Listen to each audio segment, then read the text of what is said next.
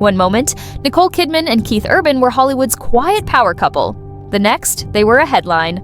But in the chaos of commentary, something was missing. Not rage, not gossip, truth. Because sometimes truth doesn't break loudly, it dissolves quietly, like sound fading after applause.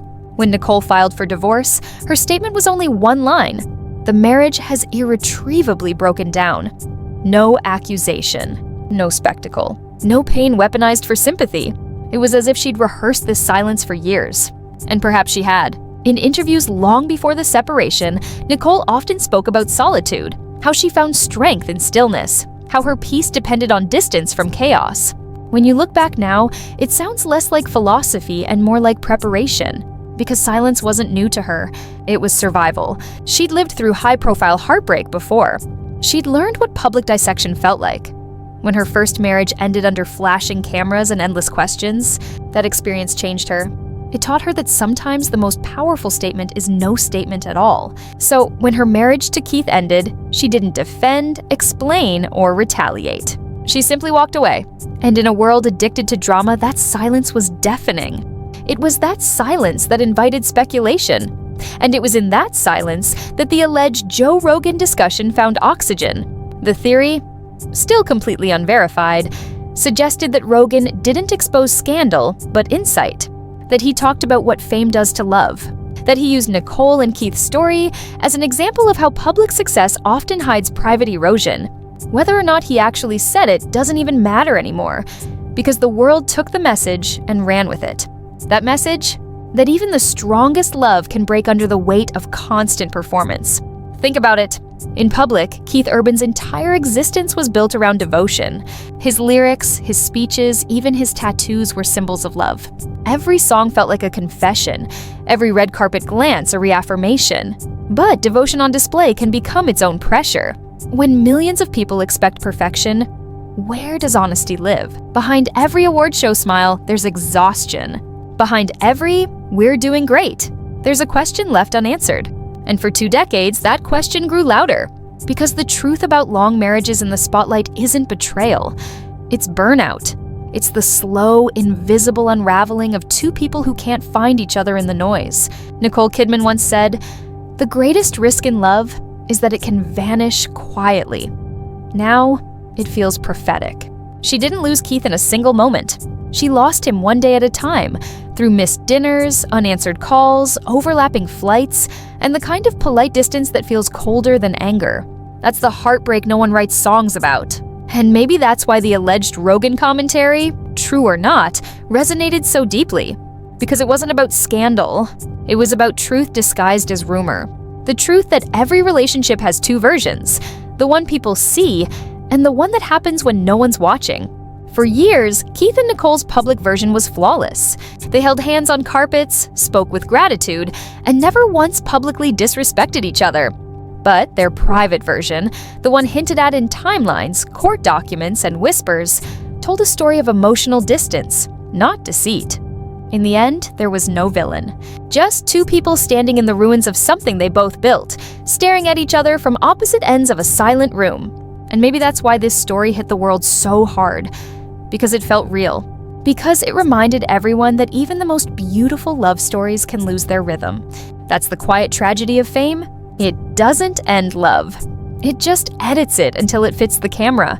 The public speech versus private reality. Let's go back to that moment. Keith Urban's emotional speech 1 year before the divorce. He stood on stage, tears in his eyes, thanking Nicole for saving him. The world called it one of the most romantic speeches in award history. But now, knowing what followed, people have replayed it differently. Was it gratitude or guilt? Was it a tribute or a goodbye? That's the uncomfortable question time forces us to ask. Because sometimes, when people sense a loss coming, they overcompensate.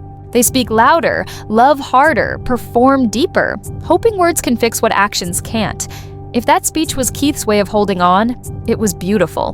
But it didn't change what came next. And if Joe Rogan's alleged commentary meant anything, it was this. Fame doesn't create problems. It magnifies the ones already there. That's the paradox.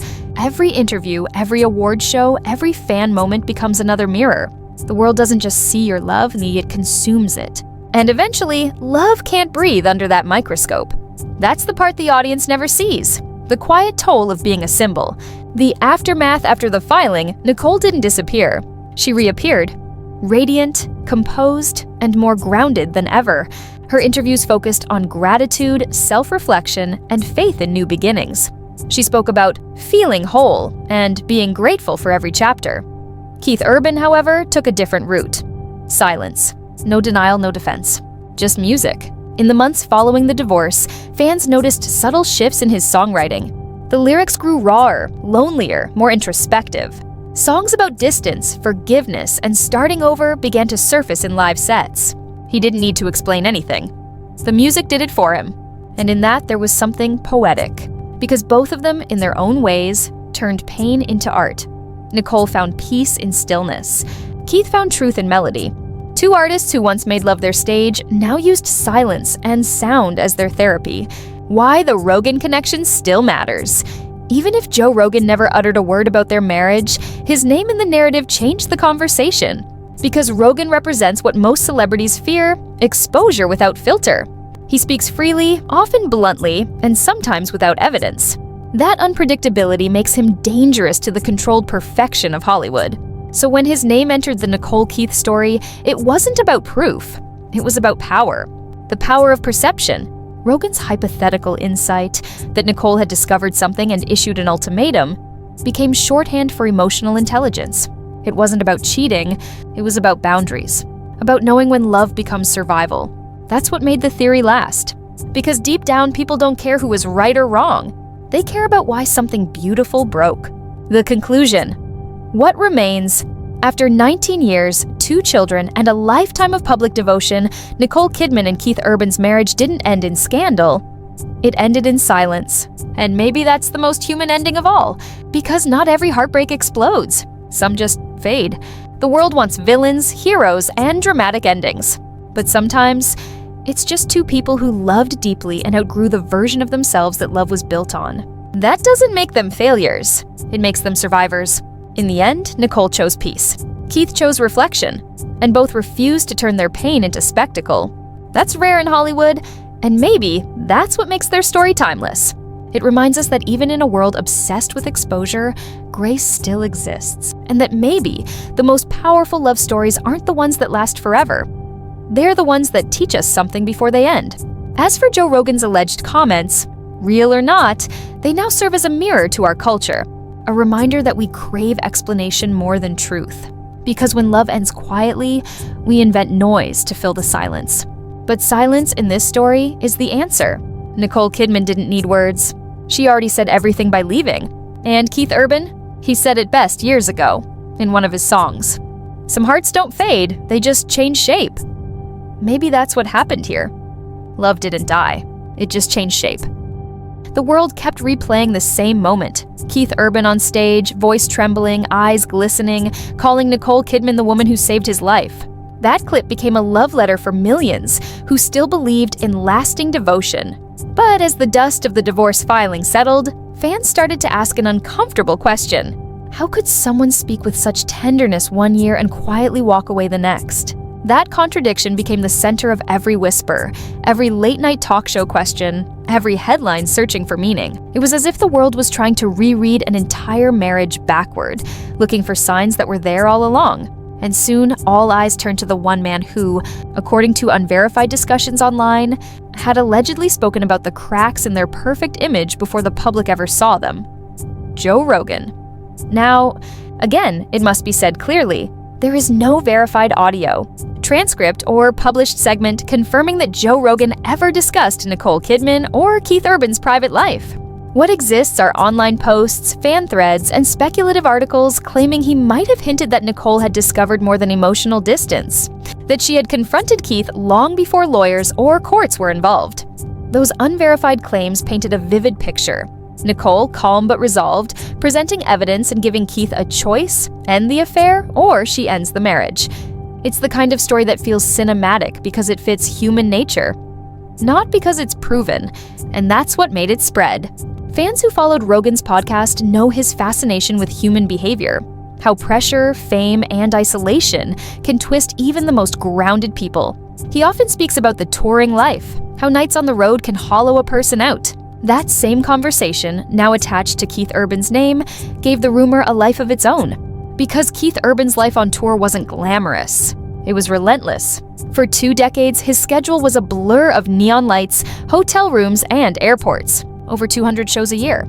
Every performance demanded charm, connection, and energy. The kind of emotional output that leaves little left for home. On stage, he was alive. But off stage, the silence could be suffocating. Rogan has described that kind of life himself. Endless travel, the same faces, the same routines, and the slow erosion of what used to feel real. So when the alleged story of Nicole's warning appeared online, people believed it not because they had proof, but because they understood the loneliness that comes with that lifestyle. It wasn't a story of betrayal. It was a story of distance. Because sometimes the real danger in love isn't another person. It's absence. Keith Urban once said that he and Nicole had to fight for their connection through time zones, schedules, and chaos. "We talk every day," he told reporters. "No matter where I am, I call her."